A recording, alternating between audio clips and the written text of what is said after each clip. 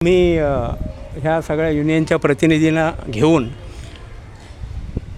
आम्हाला भेटलात 26 दिवसानंतर आणि लेखी पत्र आणि लेखी आश्वासन दिलेलं आहे तुम्ही की ह्या सगळ्या गोष्टींची अंमलबजावणी झालेली आहे.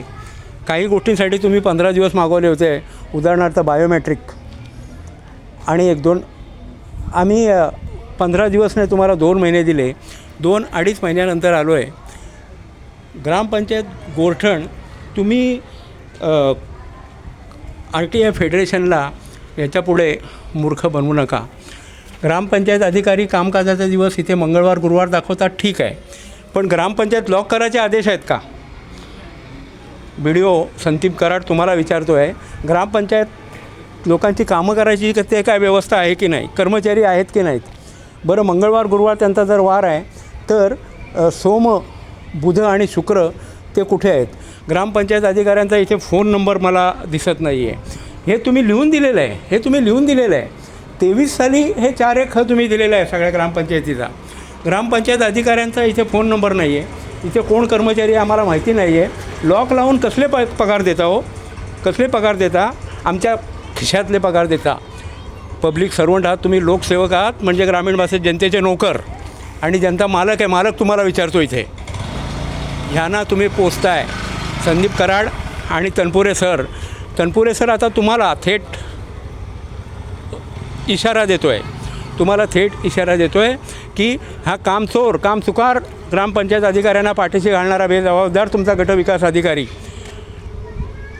हा ह्या कामचुकार लोकांना, बेजबाबदार लोकांना पाठीशी घालतो असा आरोप करत आम्ही 26 दिवस उपोषणाला बसलो आहे. कचऱ्यात तुम्ही बसवलं, आम्हाला पाण्याची व्यवस्था केली नाही, लाईटचं कनेक्शन दिलं नाही, धूळ खात आम्ही बसलेलो होतो.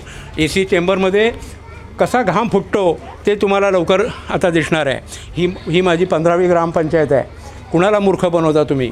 डेप्युटी CO तनपुरे सर, पुन्हा पुन्हा तुम्हाला सांगतो आहे, गंभीर इशारा देतो आहे.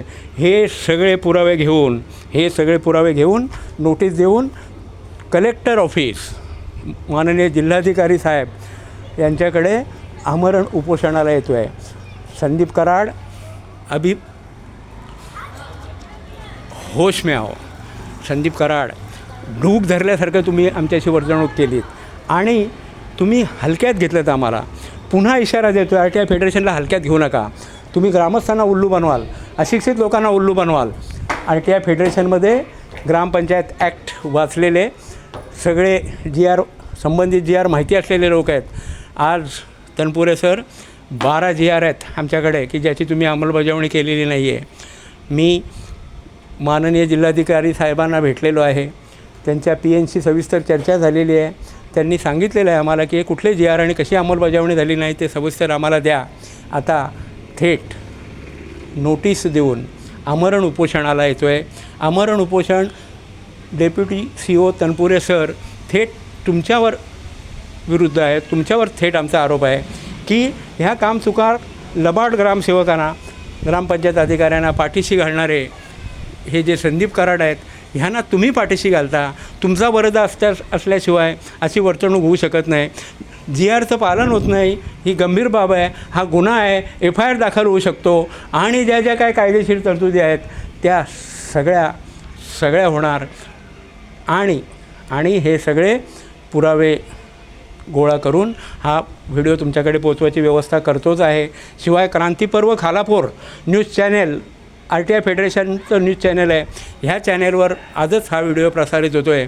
आता तरी दखल घ्या. अजून जर रक्त आटवायची तुमची इच्छा असेल तर आम्ही आमरण उपोषणाला येतो आहे. आम्ही मरणाला देखील तयार आहोत, पण शासकीय परिपत्रकाची अंमलबजावणी करा, एवढी साधी गोष्ट तुम्हाला सांगतो आहे. आम्ही RTI फेडरेशनच्या अध्यक्षाला गाडी द्या, बंगला द्या मागत नाही आहोत. आणि तुम्ही बक्षिसं कसली घेताय हो? तुम्ही तनपुरे सर, तुम्ही बक्षिसं कसली घेताय?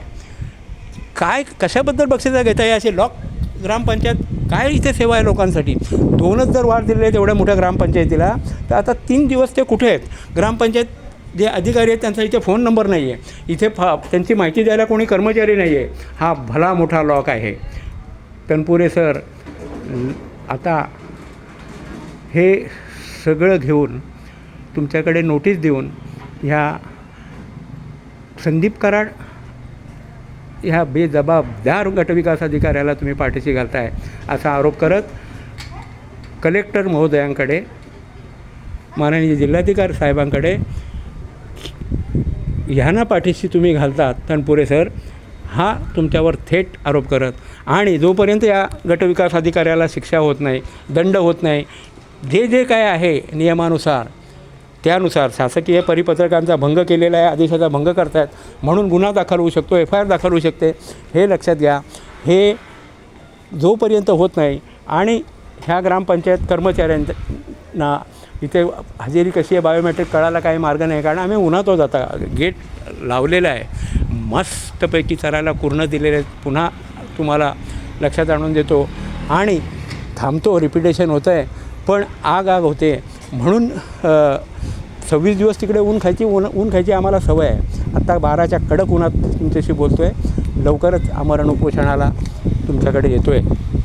भेटूया. हां बोला, तयार पाहिजे ती.